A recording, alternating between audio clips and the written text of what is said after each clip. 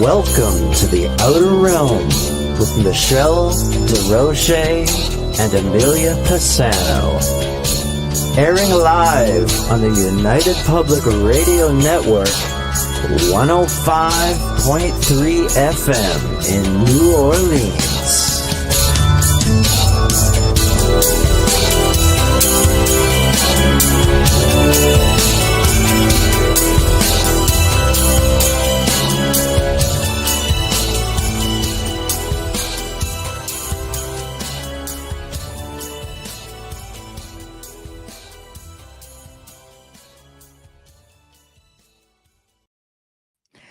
Good evening, everyone. Welcome to the Wednesday night segment of the Outer Realm. We are broadcasting live on the United Public Radio Network, UFO Paranormal Radio Network, 105.3 from the Gulf Coast, 107.7 from beautiful New Orleans.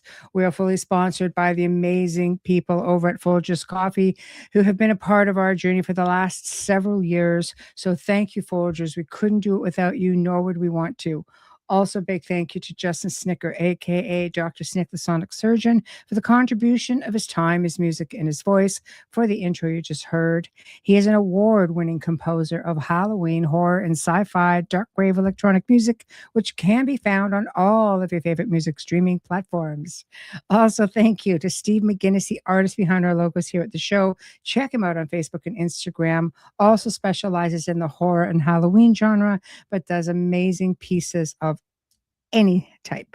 So tonight we welcome back, it's been a while, fellow UPRN host of the Gateway podcast, C.L. Thomas, and we're going to be discussing, I guess, the mysteries of the Mojave, high strangers in the Mojave Desert. And, you know, maybe it's, I don't know, I thought would want to get lost in a desert, but this place, anything I've been reading up on, I'm like, maybe an exception.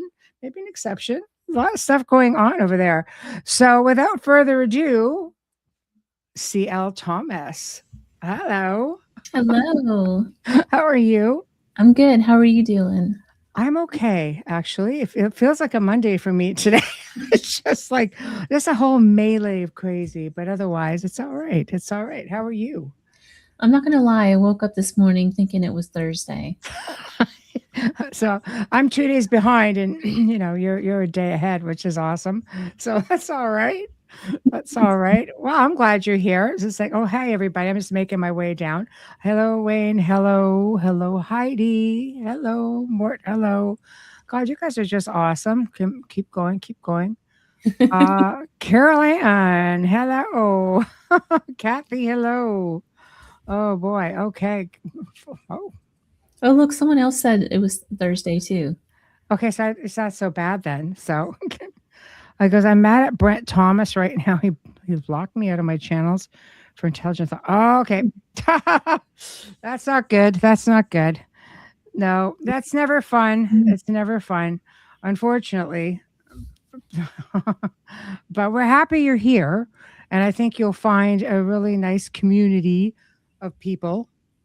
So everybody here is just like one big happy family. Everybody sort of just likes to chit chat. Also thought it was Thursday. So, okay, don't feel so bad now. Listen in Colorado. Woohoo, Dolly. Hello. Colorado for sure. Well, you guys are just great. So, and hello to CL. Hello. There we go. I know. So I'll be flashing things around as we go, and we'll be going from there. So paranormal. Yeah. We were having a conversation about this. we could end up, yeah. And when we're thinking about the mysteries of the Mojave, you know, I know there's tons of history in there, like most places, right? But what made you decide that you wanted to, like, you're really into this place, you really love it? I think it's because I moved here. Okay. So I'm right in the center of all of it. Yeah. So what do you experience? Oh gosh. Does it come to your front door, or do you have to go venturing? You know, so I live like right against the mountains. I live in Southern Highlands, and it backs right up against the mountains, and I live way in the back of it. And Yeah, it's you experience a lot of paranormal phenomena here. Mhm. Yeah. And it's not just my house, it's all over. It's the entire area experiences it. Around the Blue Diamond area, Mhm. we'll experience a lot. Over in North Las Vegas, that's where you get into a lot of the alien phenomena. A lot of people experience alien stuff there. And then you have the Henderson area, and it's a lot of Native American Mhm. things going on. So, Wow. So this pretty much came to your front door. yeah. So what was your first experience that made you kind of go, I need to know more? Give it to me. Give it to me. Yeah. Oh, man. There's just so much. So, for me, my first experience, I would say, in the Mojave is going out into the desert. Not so much the Las Vegas area, but Yeah. I like to go hiking a lot. I've become almost obsessed with old gold mines. It kind of makes me think that maybe I was a treasure hunter in my past life or something. I don't know. Something's going on that I don't know about. But I love to find old ghost towns in mining camps. You can see them on Google Maps, and I try to hike out to them up in the mountains. And the first time I've ever done that, I think I was here not even 2 weeks. Mm-hmm. And so there's a remote ghost town that I try to get out to. Mm-hmm. And the roads are all washed out. You have to hike a couple miles up into the mountains to get to it. You're driving down this dirt road off in like for a mile. I think it's like 33 miles that I drove as far as I could get to get to this place. But this baby colt came out of nowhere and literally ran in front of my car. And this thing is tiny enough that it needed like a mother to nurse off of. Oh. And his mom was not in sight and just ran laps around my car as I'm going down this little dirt road. It's a wagon trail road. Mm-hmm. And I stopped the car thinking that, something's wrong with this horse. And, I looked around for its mom. The mom's not around. And then all of a sudden it like makes a noise at me and it takes off down the direction that I had just come from. Mm-hmm. And then it was gone. So that was a really weird phenomenon, but it was like it wanted me to stop for some reason. So I look and there's this Joshua tree, and then there's these dolls all around the Joshua. It was like 5 or 4 different dolls all around a Joshua tree. Wow. They're all bound. Some of them had their like one of them had their mouth burned out, the other one had their eyes burned out, and so forth. They had organic materials shoved in them. There was flies all over them. So Don Yazzie, who was on my show last night, he said that was absolutely Native American witchcraft going on, and each doll represented that they were trying to conjure something bad to happen to them. But oh, wow. After that experience, I was having a lot of nightmares and dreams and just all sorts of things. Mm-hmm.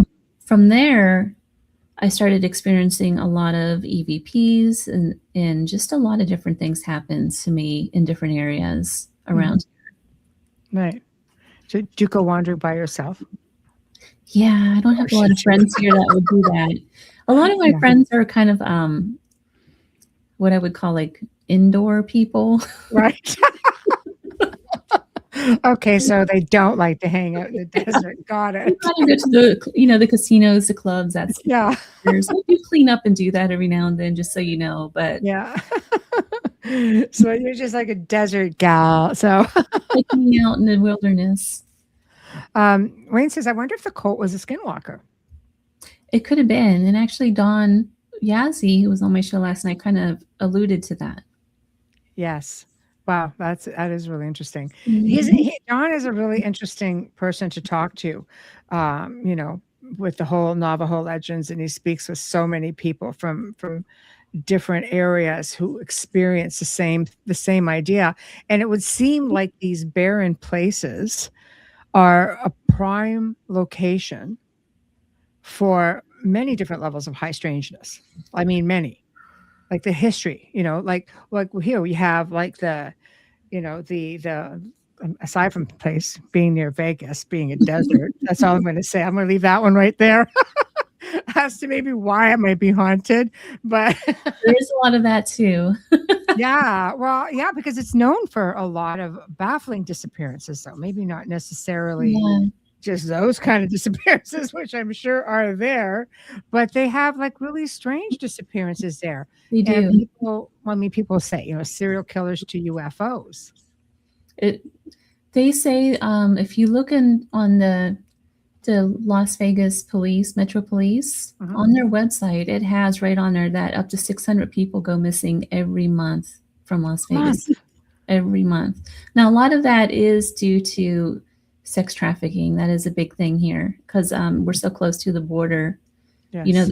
Someone gets drunk enough, they get them off the street. It's very dangerous to come here alone as a female. Wow. There's people that will look for someone that's drunk and then they capture them and rush them over the border. So there's that. But there is a lot of other disappearances going on too that can't be accounted for. So UFOs? UFOs, it could be mob activity because they are still active. There's a lot of people that go missing in the state parks around here, like Death Valley. That's a big one. And what's the idea? Like, what's the Death Valley? I mean, for the obvious reason, but for those who don't know. Well, we kind of think it's like cryptoids and things like that. Yeah. So what kind? What kind do you Native have Americans, a lot of Native American cryptoid activity is here. So there's a place called Tecopa.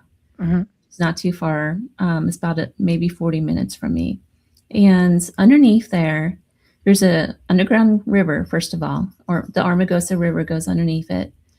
And back then, the Native Americans believed that this was the cradle of civilization because it had water. You're out in the middle of the Death Valley area. And a lot of civilizations kind of huddled around this spot for a long time. But also, there's a belief that Native Americans kind of called upon different entities to protect that area. So when you had the Spaniards come through, or with the, I forget the name of it. You know what I'm talking about, though, during the Middle Ages. Yeah, the Inquisition. Yeah, the Inquisition stuff. You had the people come through with mining and all of that sort of thing. They were trying to drive the Native Americans out. So there's just so much history. But the belief is that the Native Americans called these entities up to kind of protect them in the land and to keep the land from being used in the event that it did fall into the wrong hands. So there's a lot of belief about that. Yes. Well, hello. There's another desert dweller. No. No, that's okay. Say hello. Yeah, I mean, people, I think, sometimes forget when you factor in there are elemental spirits or ancestral spirits that guard certain Native American areas that they hold to be sacred or that they may be cautious about. And a lot of times those are areas that they won't even talk about unless you know someone and you're very, very trusted. The oral history is just so fascinating when you get into that. That's really where you find out so much of the really phenomenal information. But when it comes to, like, I know talking about even, cryptids in general, when you talk to Don, for example, and I don't know if the same applies to the Mojave, but he was saying, oh no, we have like giant spiders. I'm like the ones in Africa, they're like 5 feet across, those kind. They just, I sent him a picture one. He's like, it's like that kind right there. So we have those, and then they've got goat man. Then they've got skinwalkers. Then they have saber-toothed tigers. They have seen phoenixes. They have seen unbelievable. Oh yeah, unbelievable amount of things that keep coming in. Entrances to Middle Earth, reptilian beings, UFOs in the sky, and like windows. They just open up and then they just close and disappear, and they're just gone. Portals, things coming in and out all the time. Extraterrestrials, Bigfoot, dogmen. Who'd I leave out? It goes on and on and on. It does. So, have there been reports of anything along these lines in the Mojave as well that you know of? Can you repeat the question? I'm so sorry. My cat had knocked something out on the speaker. I said, out of all of these different, cryptids that I've mentioned, I mean, does the Mojave have its share of cryptids that you know of as well? Yes, it does. And again, like with we have Bigfoot things that go on here. We have a lot of pterodactyls. So they say the Thunderbird idea. Yeah. We also have, we have like giant insects. And this is going to sound really weird, but yes. So in Tacoma, a lot of people report there that they see like lights and they'll hear like chirping and things like that. And it's very strange because, again, that underground water thing that I was telling you about. There's also thermal pools everywhere. So it's a great place to go to the hot springs. Right.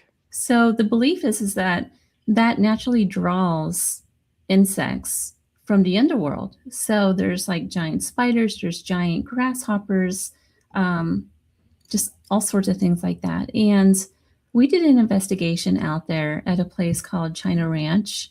And it's like an oasis in the middle of the desert because that's where part of the Armagosa River comes up. It surfaces there. And so this has like centuries long. It's an area that has been farmed on for centuries by Native Americans. And then it was farmed by the China guys that was working on the railroads. And it just went on and on and on. But now we actually caught like this chirping noise as EVPs, and I should have like given you that stuff. But we also used an is it an SLR camera? Mm-hmm. The one with the stick figures.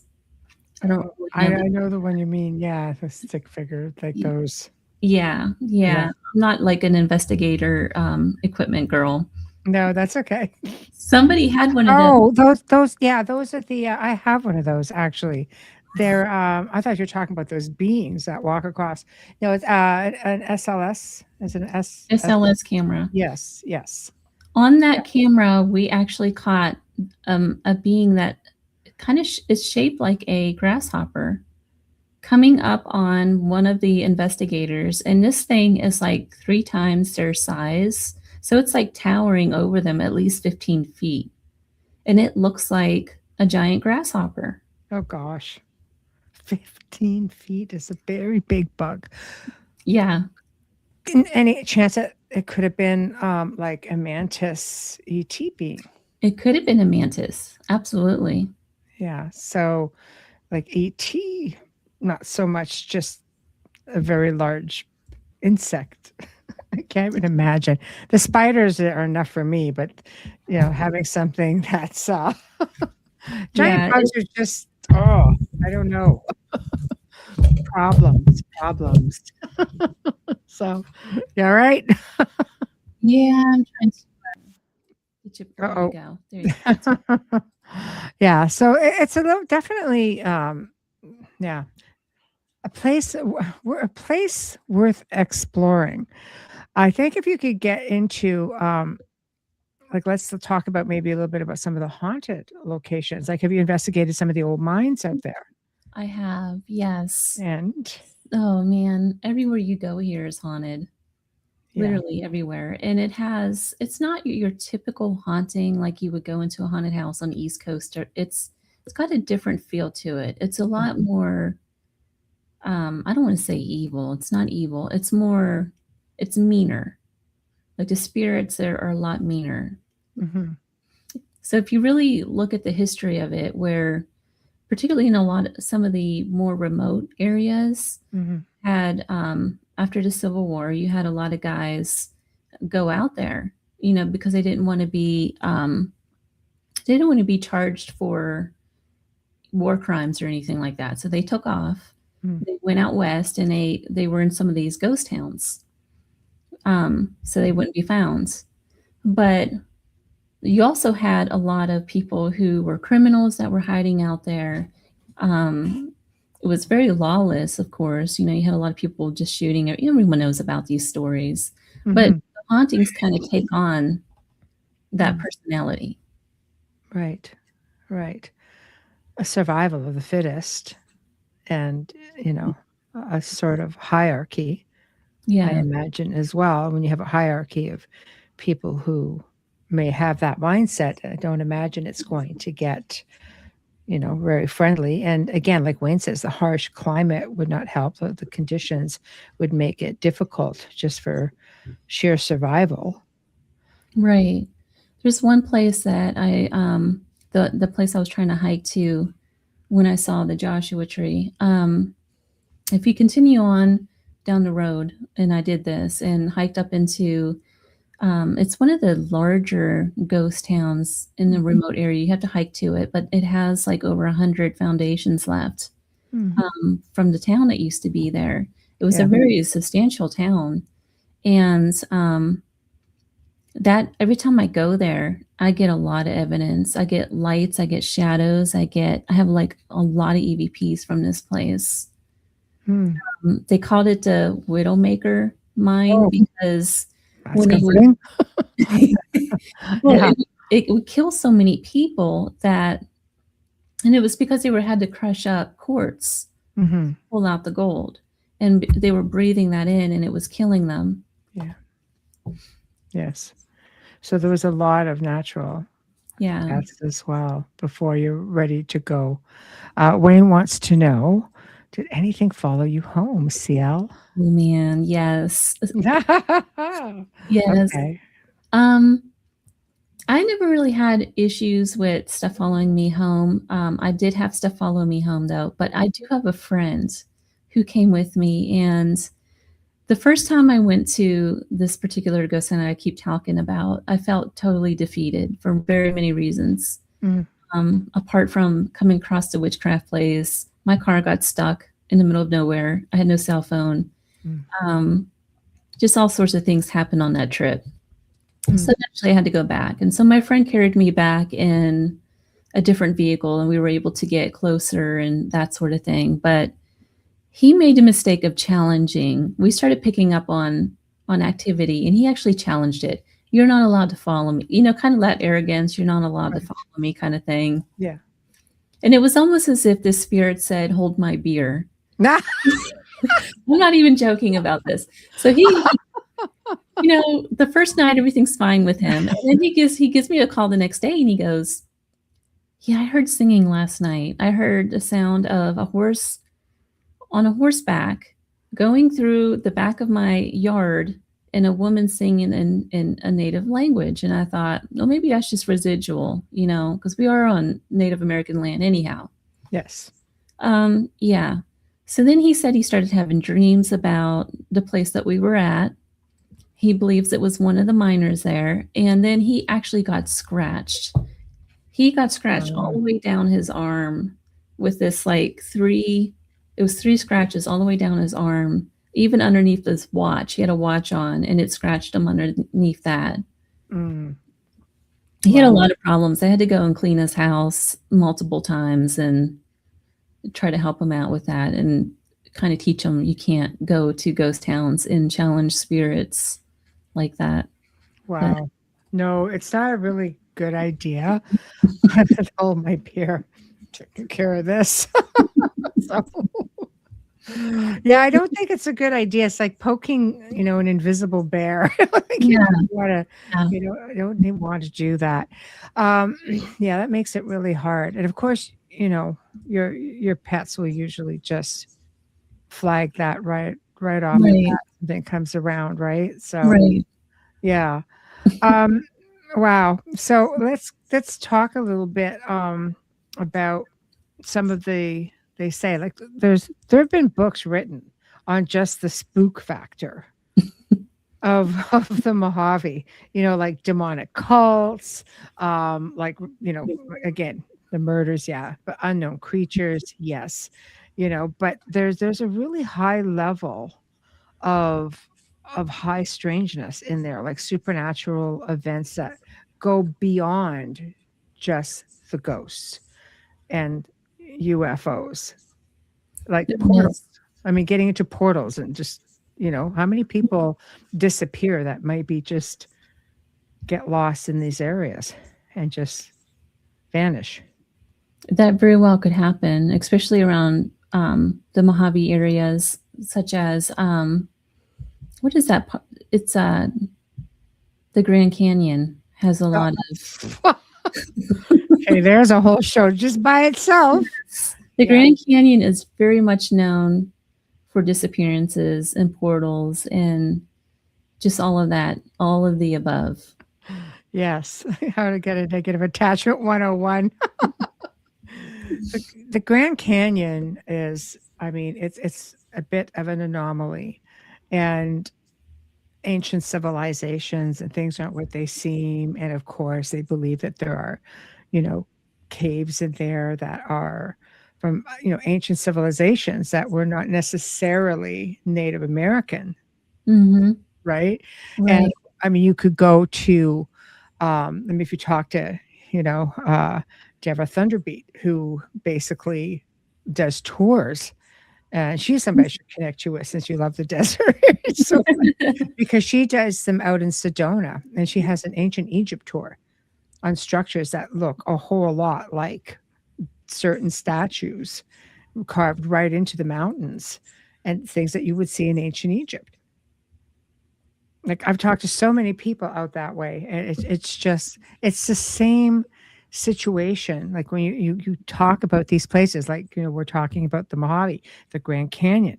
I mean, how many tunnel systems and cave systems are there in these places that you have no idea what's actually underground? There's a lot. And, I just learned something new, that there's actual lava tunnels and things too around the Nevada and Utah border. Yeah. Yeah. Well, I mean, you guys must have military bases down. We have a lot of there's tons of military bases around here. Yeah. I wanted to point out too, outside of the Armagosa, in the Armagosa Valley, there's a mountain that stands off on its own that looks like a pyramid, like a man-made pyramid. There we go. See? I have not. I need to. I'd never had time to go hike out to it. Because the thing about the desert, you see it from a road, looks close, but it's really not. It'll take you all day to hike out to it. Yeah. It's one of those things. But yeah, I do plan on hiking out to that at some point to see what that is. But it's also interesting too, because they always find there's an odd report around the Las Vegas area of megaglyphs just popping up randomly in the desert and then disappearing. So that's another thing. That's a thing for sure. Annette is asking again. She came in late. Where are you located? I am in Las Vegas. Okay.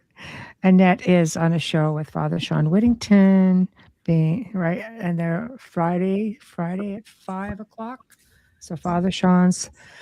Oh, I should know this, and I'm brain tooting, Annette. I'm sorry. Can you just please write it down, and I'm going to flash it up. I'm just as terrible. But yeah, there's. I'm just going to try to see if I can find this. Never mind. Never mind. I'm going to do this now. I'm just insisting. There we are. Paranormal Ministry. I knew it was on the paranormal something. I couldn't remember the last word. Yeah. Oh, Father Sean is also in Las Vegas. Oh, look at that. What? He is? Yeah. There we go. I didn't know this. Yes, it has been. Thank you, Wayne. Yes. See, look at that. You've just got a whole group of people who are nice and close. Oh yeah, I need to go meet up with him then. Yeah, he does all kinds of investigating as well. So there you go. There we are. So yeah, so Hillbilly says, I think they uncovered pyramids everywhere. I played frisbee golf in Belize over top of an unexcavated pyramid that you would never know. Yeah, some places just won't even talk about these pyramids. China, they got them all over the place. They won't even acknowledge it. They don't talk about them. So I wouldn't be surprised if you had one because they are literally all over the world, and people will just put them off as, oh, it's a big pointy mountain. That's just yeah, right. So I yeah, have a picture of it somewhere. It looks like a pyramid. It yeah. has even has the straight angles on it, which there's no straight lines in nature. This mountain, when you look at it, it really is. So, so you want? Yeah, I think it would be great to go and investigate, but there are things usually around some Yeah. of these as well, right? You have to be really careful. Hello, as to what comes in and out from underneath some of these things. Like there are tunnels and pyramids. Like that's where if you have anything that's going to hide, like pyramid power, that's it. That was a thing. This energy and these energy chambers, especially with that specific shape. I mean, there's so much research that's been done on that. People were actually building houses, especially out Vegas way, that was shaped like this. It's crazy. You think it's a fad, then you start realizing that there are actual health benefits to it. And the ancients knew because the ancients, are aware of everything. This is something I wanted to touch on as well because this is really big in Utah, right? The with the Grand Canyon, the Aztec and Egyptian stuff for sure, because the Native American people. Do you ever watch Blind Frog Ranch? Did you ever No. watch that? It's down near Skinwalker Ranch, a little bit of a distance from there, and the Native American people there say that because they believe that they have found the Aztec gold. They believe that there is something there. They're finding bits of old Aztec civilization. And the Native American people say, they were coming home. They didn't escape South America to come here. They were returning here. It's very possible, Yeah, I think so. It's starting to really look that way with some of the things that they find. Yes. No, she's on Tuesday nights at 9 p.m. Eastern time, Kevin. Yeah. Yeah. Blind Frog Ranch does have some crazy stuff going on, but they're finding all kinds of stuff. It's insane. It's insane. So how many more ancient civilizations that we don't even realize are native maybe to North America, not just so much South America and Mexico and down that whole area. So tunnels.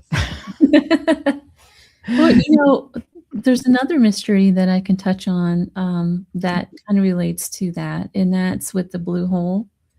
And it's, about the blue hole. That's it's really deep hole filled with water in the middle of. It's right on the edge of the Mojave and Death Valley. Mm-hmm. And this hole is where Manson took his family because they believed that they were going to go hide once the war started, that he was trying to start, that they were going to go hide in the other world that's below that. It's funny he would think that because years later, a couple of divers went missing that dove into this little area, and a big research thing started because they couldn't find the bodies, and they discovered that this hole was so deep. They actually fed it with all the cable that they could find. There's no cable long enough that will reach the bottom of this thing, and they think there's a river that flows underneath it. Mm-hmm. But when an earthquake happens in China or somewhere else, it affects the water levels in this thing. So are they all connected that deep? It makes you wonder, doesn't it? Seriously. Yeah, I've read all kinds of stuff on that. Like people go missing there very easily. Like they just get into some really bad situations. I thought I read something at one time where people were diving it and there were extraterrestrials that came up from underneath. Oh, wow. It's warm water too. So it's for as deep as it is, it's thermal water as well. Yes.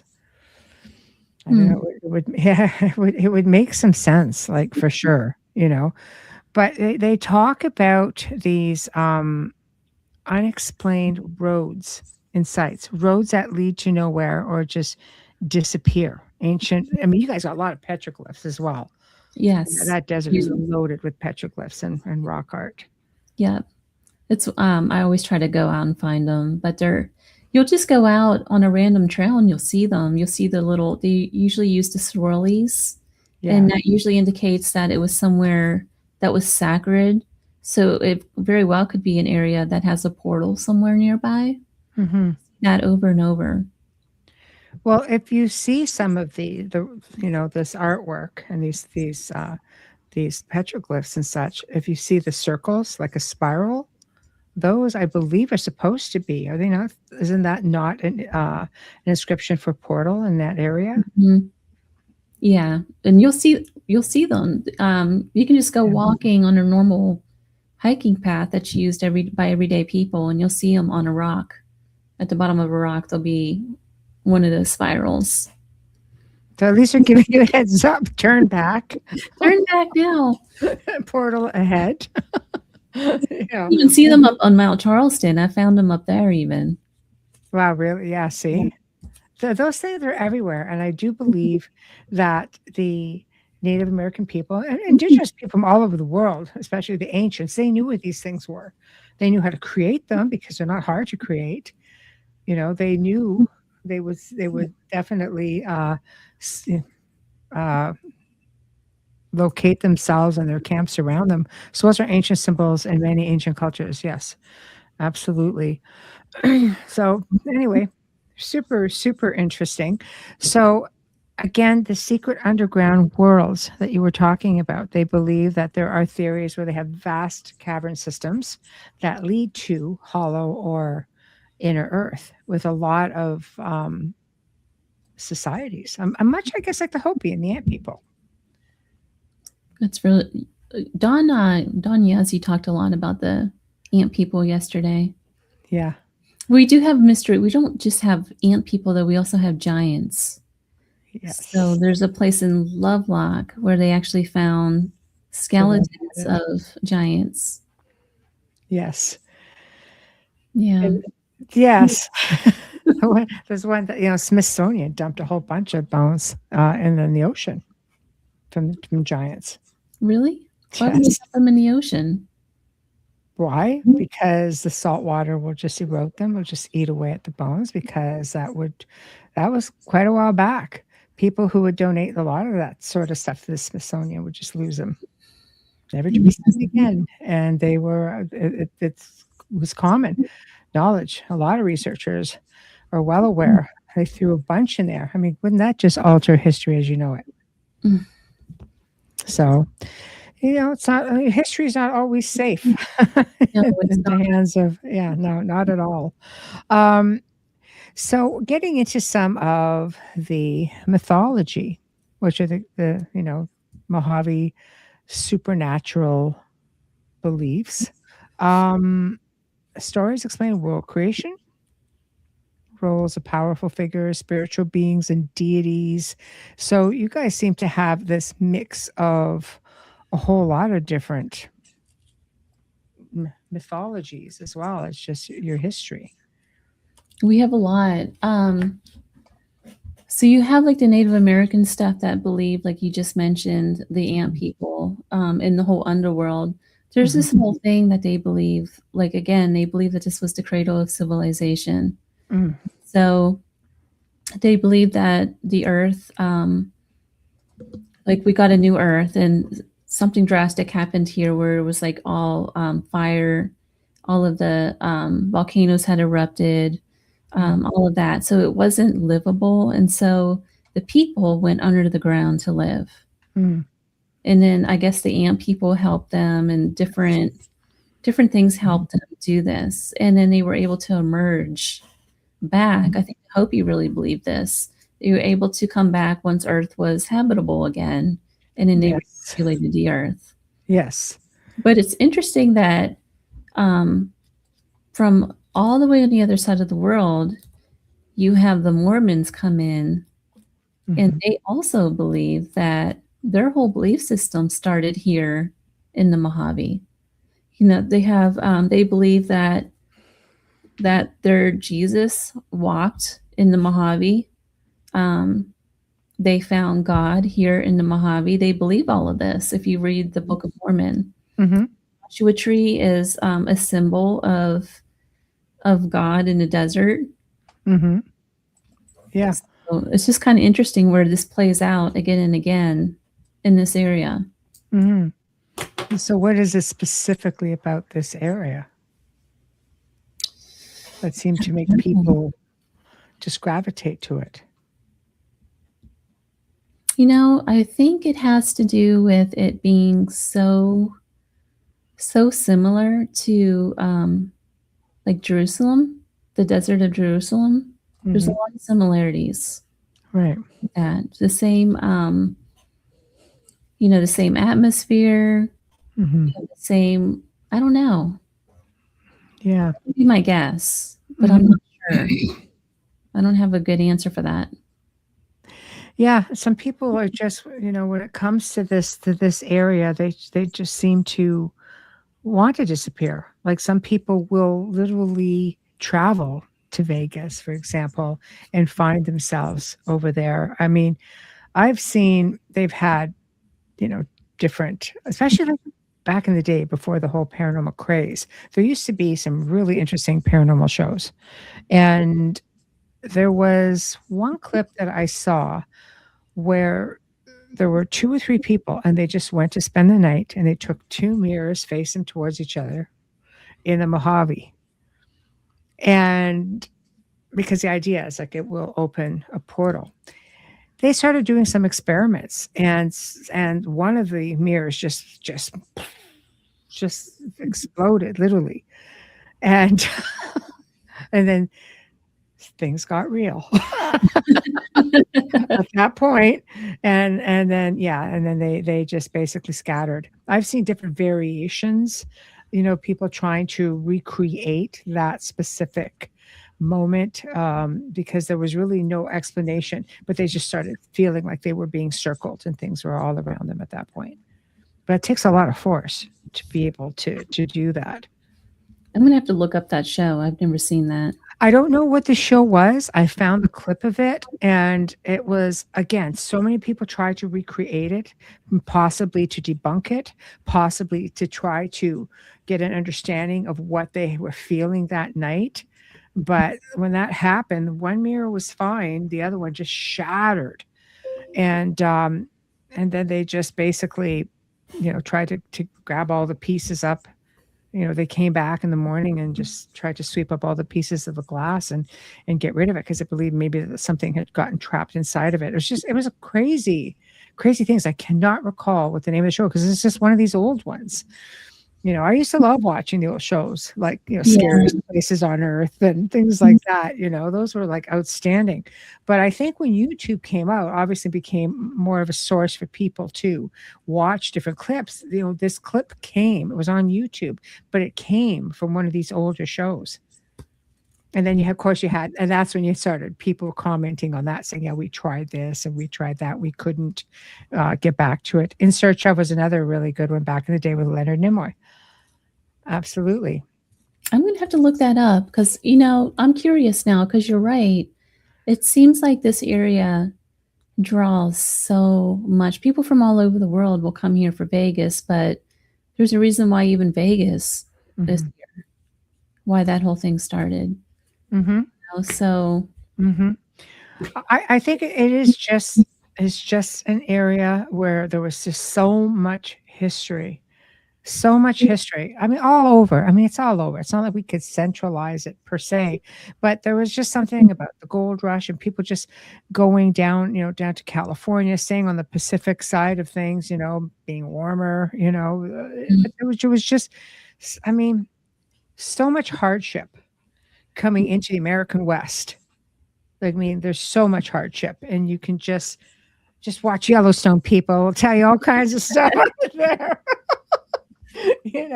But it's just one example that life was really tough. And I think Like some of the most haunted places I've worked at have been old homesteads, where even when people build brand new houses and surveys and things like that, they don't realize, people fought really hard for Yeah. their land. Your land sustained you.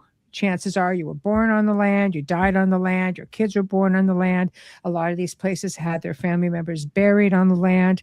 You had to chop wood, right? Just for fire. You could get lard, just to make, to get candles going. You had to, the crops and the herds. You were land wealthy, you were somebody. And it doesn't mean they gave it up after passing. Like, it was still theirs, because it's all they had. And so I think you run across all of that. But coming to Vegas, you're coming up from California up to that coast where California, the city of, of Los Angeles, right? It really is. And then you come into Vegas, which is that other level of people trying to make it. And where you have places like this, you end up having, the gambling, you end up having broken dreams, you end up getting into bad situations. Then people just go wander into the desert just to try to get away from some of that, much like, the people you were talking about earlier. And I don't know, because it is considered, like, our desert's considered more like national parks in some places as well. Not in the Mojave. Most of the Mojave is BML land. Okay. Which means you can go out there, you can do a claim, you can do just anything you want out there. Wow. Mm-hmm. And it's because it's so desolate, it's so barren and desolate. That's the reason.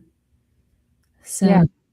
I think that in itself says a lot too, though, because when you talk about all of that energy that you're describing, it just seems like that energy has a way of keeping this land clean. I will say that, because think about I've come across probably hundreds now of mining camps and old towns and things, and none of them survived. Even though we still have railroads and things that go by these places, those towns died off. There's a reason for that. So I don't know. I could have a lot to do with it.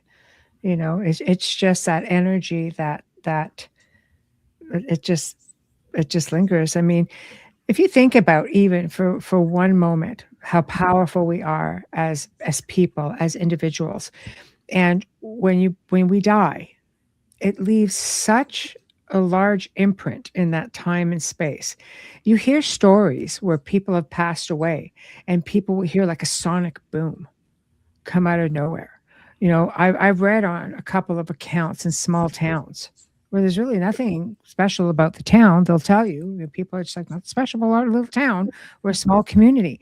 But on a couple of stories that I've read where there's a sonic boom that came out of nowhere, and when they had officials tried to even, investigate through, because I think at the time, there was only one plane that could do that, right? And there was nothing like that in the sky.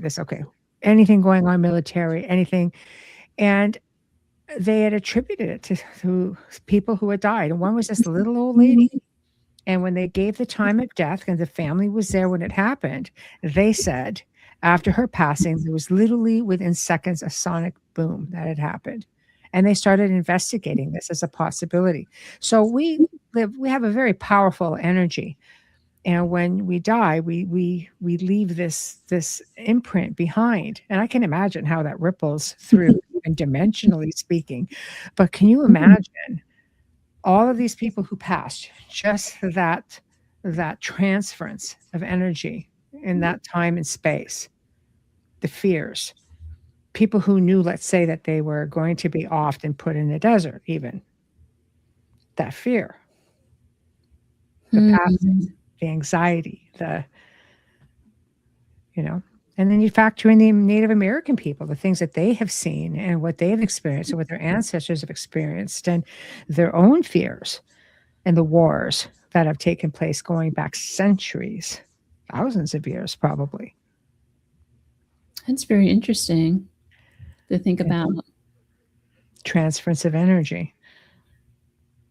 So it stays, right? Like an imprint. Think about it. If you get into an argument with somebody in your own space, in your own home, and you're just like, you're projecting out that energy, then you go out for a couple of hours and you come back and you walk back into that room without giving it a second thought, right? Or even if you're in a foul mood, just chirping off to yourself, you come back into that space and you wonder why you feel foul, because that energy is in that time within that space. This is why, a lot of times shaman will come in and they'll clear that space, or why they'll say to you, like just positive energy and try to level things out, or use sage or whatever the case may be to cleanse that energy out of there. There's an area right off the old Spanish Trail, and it's called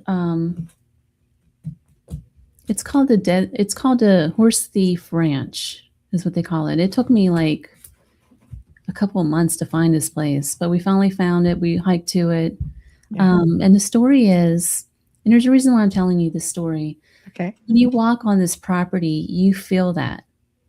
Like it gives me chills even thinking about this place. So the story is, it was a Navajo guy that he was a chief of some sort, and he got kicked out of his tribe. So he went down. He got a couple of people, like a regular mob clan, I guess. And they were hiding along the Spanish Trail. And there's this little area, and I found it actually, and it's right off the road. And they were waiting for people in wagons to come up because it kind of winds around. And then they would jump on the wagons, kill the people, and steal the horses.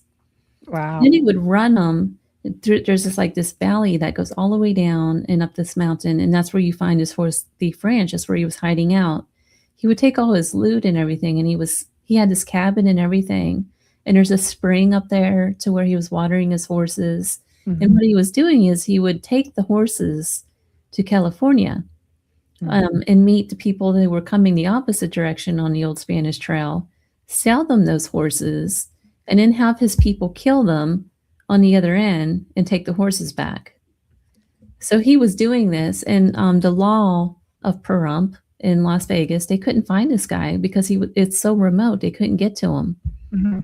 If you go on anywhere on this horse ranch, you have this horrible feeling that it's just such a nasty feeling, just like you're talking about. It's just like this nasty, gross feeling that's still there.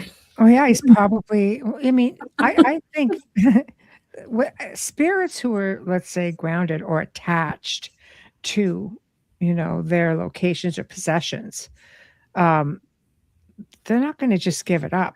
And if you think of the religious mindset, for example, okay, obviously he was he was a lawless individual, so he probably didn't give too much thought to religion. But there are those people who are pretty God-fearing, especially coming into, like the new world and, the struggles. But when you're looking at your faith, depending on your faith, and you govern yourself by the word of God or the creator, and you don't live such a righteous life and you pass away, some of these people sit back and think, I think I'll take my chances and stay here because I don't want to go below. So not a nice person in life. You're grounded here. You haven't lost that energy. So you're still going to be that same type of individual in spirit, because it's not the physical body that makes you that type of individual. It's your essence. It's who you are. It's your fiber of your being. Right? Wow. Yes. So something to keep in mind when you're going around these places, like, okay, love and light, love and light. Just pass that around. Oh, those good vibes. Yeah, the fear of final judgment. Exactly right. And that's kind of what you get with the Mojave, though, is you run into places that are the hauntings. They're all like this. They're all like this. They all have the criminal aspect behind it, and it's just not nice people that somehow gravitated here. the Wild West. Yeah, he was kind of like a Native American pirate, I guess, on the old Spanish Trail. Or when you think about, everything that was done to the Native American people, you get those that are going to fight back. Is it justified in their minds? Like, oh, like you've cornered us into these areas, and you've come in here and you've killed so many of our people. You've killed our livelihood. You've taken our land, and so some of them, they're going to fight back. And it's the white man that says you can't do that.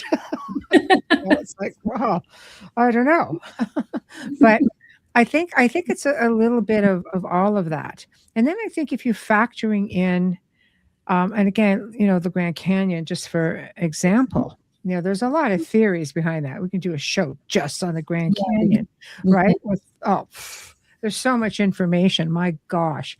But if you factor that in, this area where they allegedly found this cave that had all of these artifacts and such. I mean, I get there's areas of the Grand Canyon. A, it's not safe.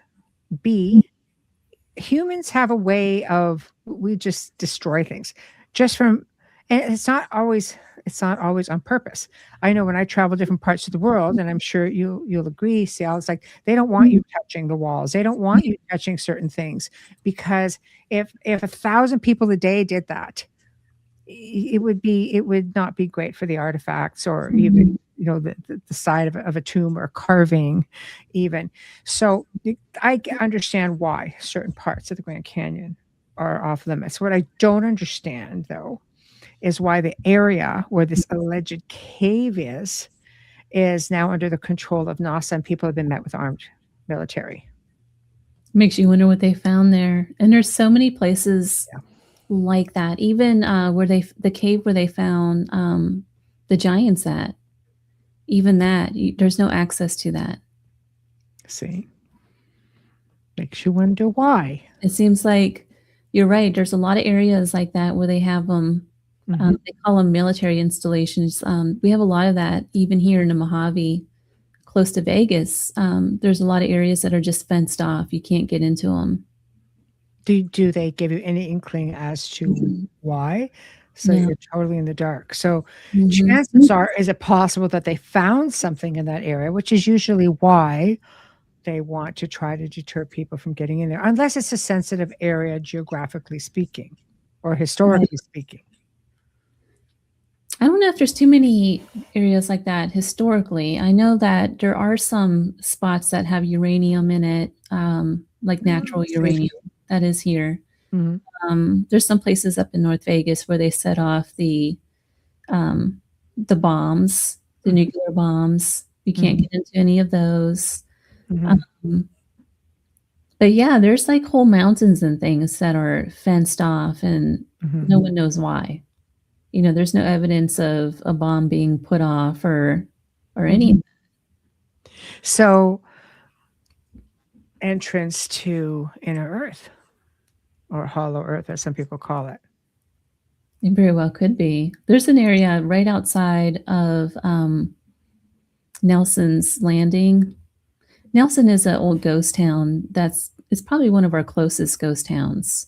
And it got washed away in a flood in the turn of the century. And right outside of that, there's an area like that. It's all fenced off, and there's no mining things in it or anything like that. So it's one of those mysteries we don't know.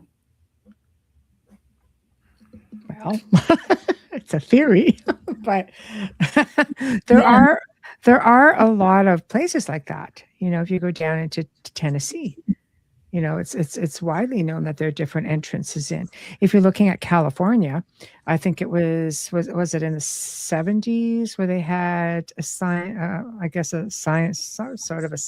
of some sort. Geologist mapped underground tunnels and under LA, because what happened was a woman was in her house, and some houses in California don't have basements, right? And a big reptilian came right out from one of her closets, busted right through the floor. What? Oh, no, there are newspaper clippings of this. They're there. They're there. I have all the copies. It's insane. And without that being said, they decided, okay, we're going to map what's going on. And there was an extensive tunnel system. Extensive. So we don't know that hasn't gone out further. And you don't know that you guys don't have them. We very well could. Yeah. It's interesting. That's what they would hide that. Hands down, they would hide that. Right? There's just no way they're going to give it to us. There's just no way. I mean, especially if you're getting into, there are parts of I mean, Europe, the old world, you know, they just build a city over top of city over top of city. And I mean, you hear stories like that guy in Turkey. He just busted through a wall in his basement and ended up with like a colossal multi-level tunnel system that could hold up to 20,000 people to live underground. I'm like, see, I'm on the wrong side of the world. My luck with all the billions coming out of it, though. So, and now, of course, it's become like a tourist attraction where people can actually go and see it. But it's just like they're out there, right? And I mean, the people have been. I mean, this is Peru. The people. I can't remember which town it was, but much like the Hopi, when Cataclysm happened, it was a reptilian who brought the people down, and the reptilian people saved them, fed them, educated them, and kept them all alive until it was safe, again, through generations, to come back up. There's a statue to one of them. They'll say they call him the god something or other, and he's a reptilian statue in the center of this town. And then you have the Hopi with the ant people. Like, there seem to be a lot of indigenous tales or folklore or oral history about these beings that come up from underground and help humanity. Yeah, it's an ongoing theme for this area, that's for sure. Mm-hmm. Well, according to the Hopi, we're going through it right now. It makes perfect sense though too, because if most people when they come to Vegas, they fly here, and so they kind of miss what the terrain really looks like. If you leave Vegas in any direction and just drive 30 minutes, you're literally out in the middle of nowhere. And not only are you in the middle of the nowhere, but for hours and hours, it's just a series of different canyons, basically, that you're driving through. So it'll be, and it's because the plateau rose and then fell, rose and then fell. So there's like a mountain range, and you have to go over that mountain range, and then you're on a big flat, and then you have to go over another mountain range, and that's how it is. And it just goes on and on and on like this. And then you wouldn't want to get stuck out there. Right. Or run out of gas or. Oh, no, I've done that. You don't want to do it. Trust me. Oh, boy. Oh, boy. Yes. In your car. Been there, done that. Oh, boy. That's not good. I carry a satellite phone with me now. Oh, wow. Really? Yeah. Yeah. But seriously, with all the valleys and stuff, there's. Daniel! Hello! One of my favorite people, too, just so you know. Nathaniel. Yeah, well, I guess you would have to. I'd be more terrified about what came out at night. I mean, there's enough stuff that happens during the day. I can't imagine. I was going to say that before. That's the other thing about out here in the Mojave. It's a total different atmosphere at nighttime. As soon as that sun goes down, it's a total different thing. Mm-hmm. It is dark. You can't see anything. It's really spooky. It's a spooky place. Spooky place. It's just a spooky place. I don't know. I would take that as a bit of like, for me, I dig that sort of thing. So, but there's that sense of logic too. Well, because I'm adventurous, so I like to go. I love history. I think I would have a whole lot of fun just looking at all the petroglyphs and a lot of ancient like monuments that seem to be like. Do you guys have places out there from the Native Americans, where there were like caves into the mountains where they would actually reside in? Because I think that the Southwest had a lot of that, didn't it? Yes, it's right outside of Vegas here. Valley of Fire is one of those places. Wow. Yeah. So, and that would be considered a sacred place, I would imagine. Yes, and what's interesting about it is most ghost towns, you can pick up a certain energy in some places, but when you get to the Native American stuff, it's just a total different vibrational feel. Like you get like a low, like a almost like a drumming or something. It's very peaceful until the sun goes down. That is, during the day, it's really pretty. It's really peaceful to just be there. It's almost like a place of healing. Yeah. Last time I heard a droning sound, I was in the haunted forest. And it was a loud droning sound that kept going on, and that was a crazy place. So I was peaceful. Yeah, I was okay with it, but it was just very odd. It was an odd thing to hear. I was sort of the mind that maybe I was listening to a portal, because a lot of people disappear there too. It's supposed to be Romania's Bermuda Triangle. Yes. So I have to wonder if you're hearing this droning sound, if you're kind of in the same situation. Now that you say that, it's possible, because why would the Native Americans pick some of these places? Valley of Fire, for instance, that place is so remote and hard to get to, and by road. So you think these people were on foot? They couldn't really carry a lot of supplies with them. Yeah. They had to hunt. Yeah. There's no water there. Why did they pick that area? Element of safety. I mean, who would travel through a barren place like this? I mean, horses wouldn't survive if you were trying to get through there. They wouldn't survive for long. There's no water. Yeah. People who live on the land learn to find a way for the land to sustain them in one form or another. But eventually, they move along. But it's still considered to be, a sacred place for a reason. So it wasn't uncommon for the ancients to settle in and around portals or ley lines, or even what they would consider a stargate. That whole area is like loaded with UFO activity and things of that nature, which is why hence you'll find your military there too. Yes, we're surrounded by military. Actually, the base. Shocker.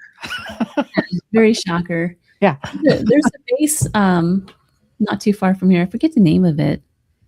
I don't know why the name escapes me, but they're the ones that they fly the big drones overseas, the bomber drones. Nice. Comes right out here. Yeah. It's Creech. That's the name of it. Yeah. Yeah.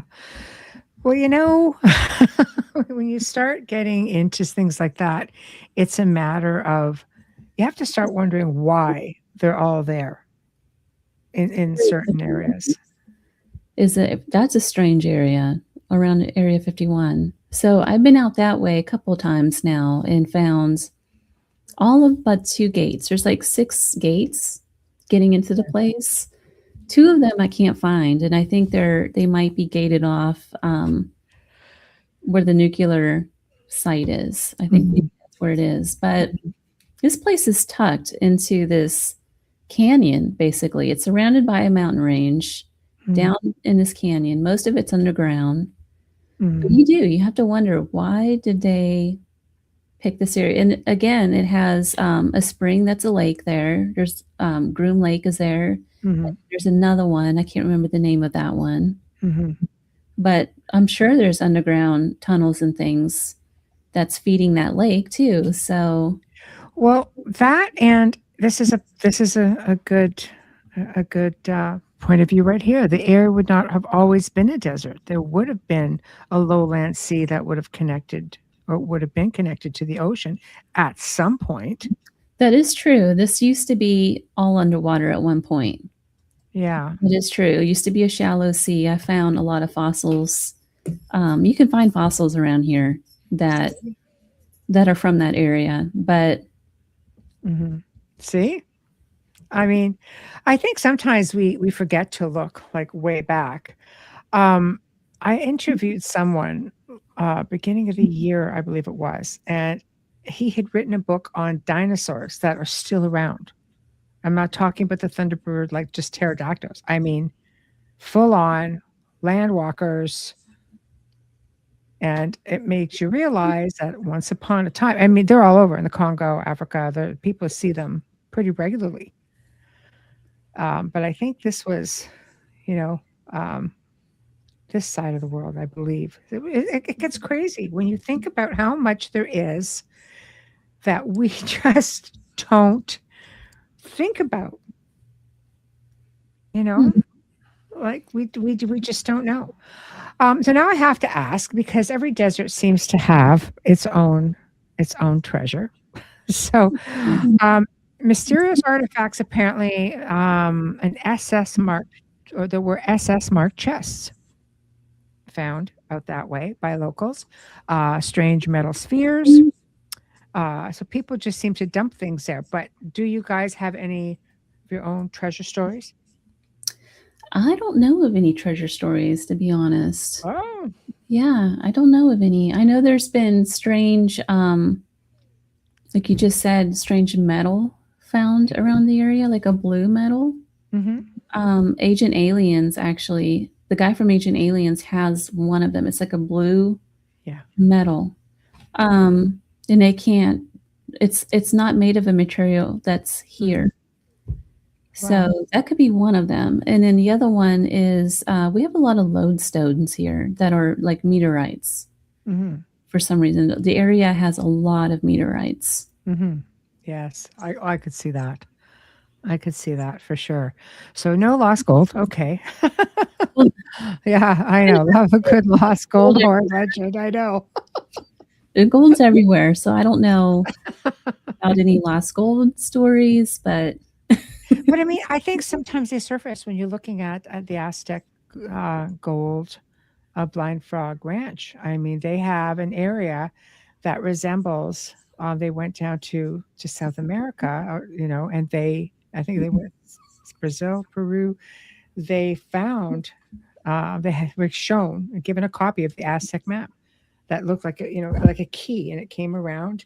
And when they came in overhead and did overhead penetrating radar, I guess they have the same idea. It's right there. That's just why they say, no, they came from here. It was all underground. It's insane, the things they're finding over there.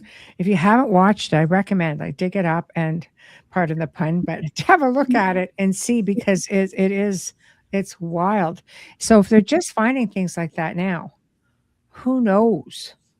Who knows what's been buried out there? I mean, come on. There's casino. Who's the casino? Was it Bing? What was it? Bingman? The casino owner, the guy who went missing with his gold. Yes, I know who you're talking about. Do you know what I mean? Yeah, it starts with a B. He owns. He used to own South Point down here. Yeah. What's his name? Shoot. Right? It's on the tip of my tongue. Hold on, I gotta find it for you. Yes, we have to find it now, because it's believed that that's buried somewhere in the desert. Shoot. Hold on a second. I know, it's making me crazy now.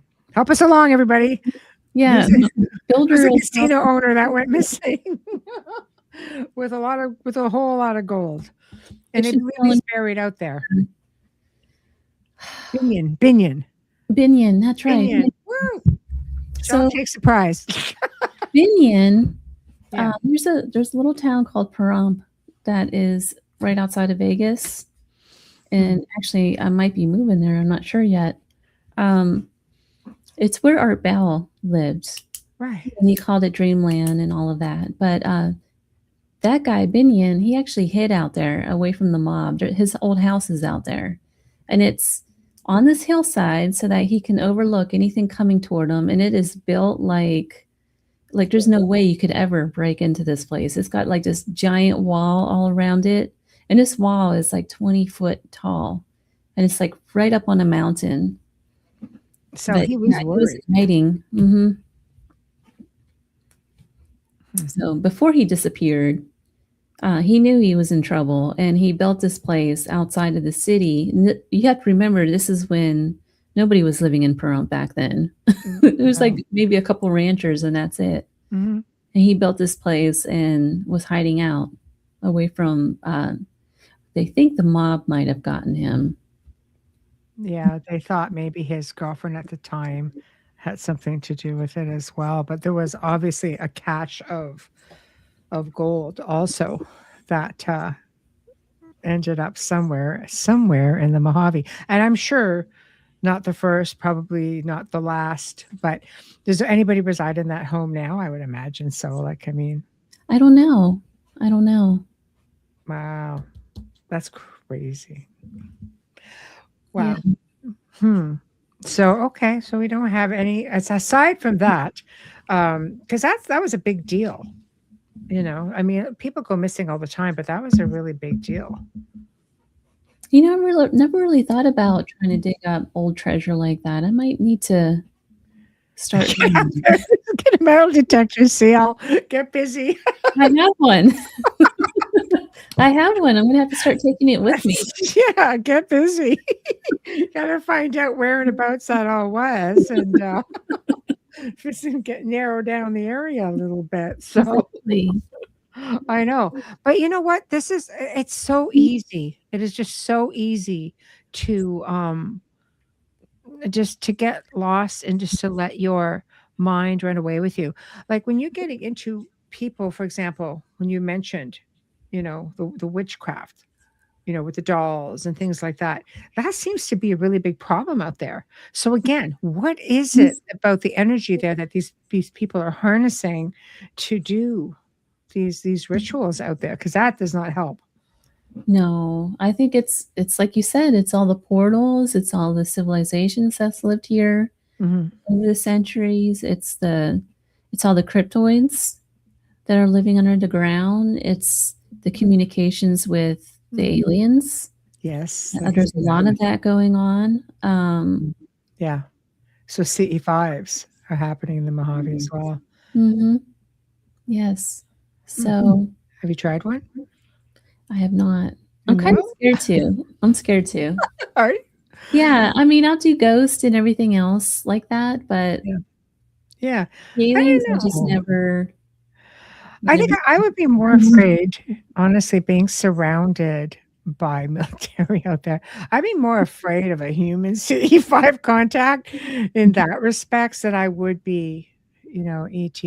Because I also am of the mind that they are very telepathic. I'm a contactee. So for me, I would just be telepathic and say, okay, and then within a week have an experience. Not the same night, but I think you put it out there. I think if you've had the experience somewhere along the line, that it's very easy to do. But I don't think that I think we're just conditioned to fear. Let me look at this whole 3-eye atlas. Everybody's just like, oh, this is it. This is it. You know, there's like 500,000 draconians on there. 5,000, they're all in, you know, they're all asleep. I'm just like, oh, come on. You know, so that's the thing. I'm afraid of just disappearing because, like you said, that is a thing out here. Yeah. It really is. Yeah. There's and I mean, you have people who go asking for trouble, and they say you just may find it, and that is a place that you can do it. But you go up by yourself. I mean, day or night, you're taking a risk, though. Yeah, I try not to go out at night. I am during the day, though. Like I said, I have a satellite phone. For those who are anti-gun, I'm sorry, I do carry when I'm out there. Yeah. You know, because it is dangerous. I have like a whole safety kit with me. Usually I have boards to get myself out of, you know, if my car gets stuck. Mm-hmm. Yeah, there's a lot of precautions that I take. I take a lot of water with me. Mm-hmm. As far as like the mines and stuff that I come across, I don't ever go down into those old mines like that. I'll send a camera down them sometimes, but Yeah. Have you done voice recordings down those? Just, no, I haven't, but that's a good idea. Well, I mean, if you're going to throw a camera down there, maybe just, attach a voice recorder while you're at it and see what kind of sounds come back Yeah, up. that's a good idea. Yeah, it might be interesting. I mean, again, there are You might people get who sounds of hell down there. what? You just don't know the sounds of hell. Have you ever heard that? Like, Yes.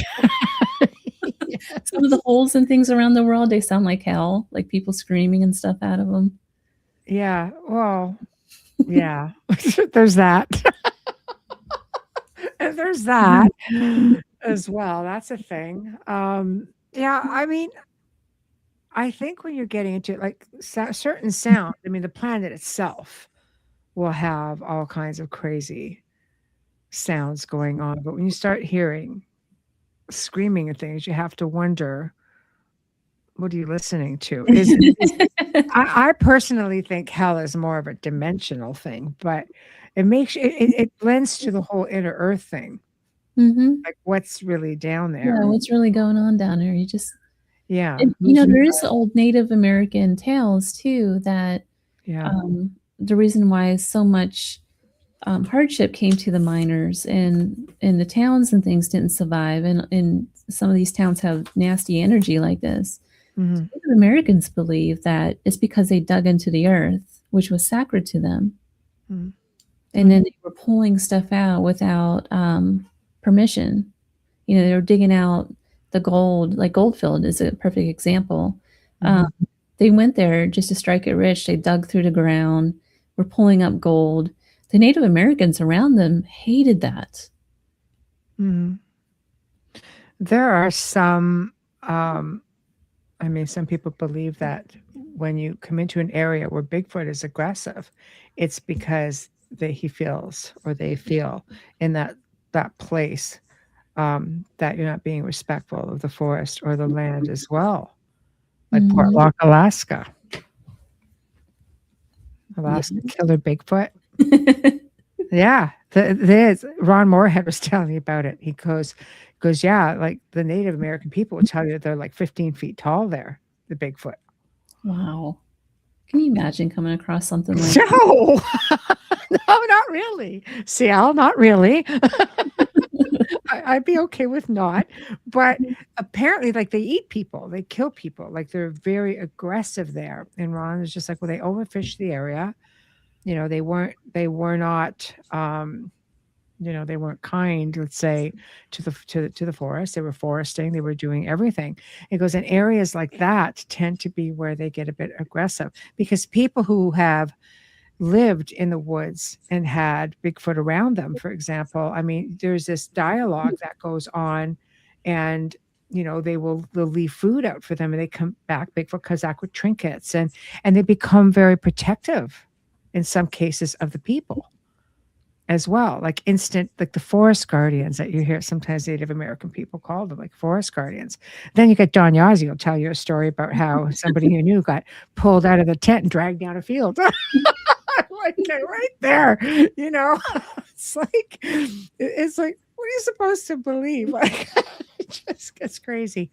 But I tend to wonder if there are other beings out there that feel much the same within some of these areas. Some areas are just meant to be left alone. Yeah. Just because we're here and we have access doesn't mean we're supposed to. Yeah, the Horse Thief Ranch is one of those places, I believe. Yeah. See. And that's one place I wonder if anybody tried to cleanse it. I mean, the Native American people, for example. Well, I tend to think it's the opposite. I kind of think that they might have brought that on, because you have to understand, when their land was being taken away like that, they were being slaughtered and everything. It wasn't pretty. It wasn't like they said, okay, we're taking your land, you go live there. That didn't happen. They were killing these people. Yeah, so that's what I was saying earlier, like that Yeah. things that would contribute to that type of energy. So perhaps that, that they would leave, the land as Hmm. is to keep people from being on it. But in the same respect, it may be just to give the spirit some kind of peace. It could be.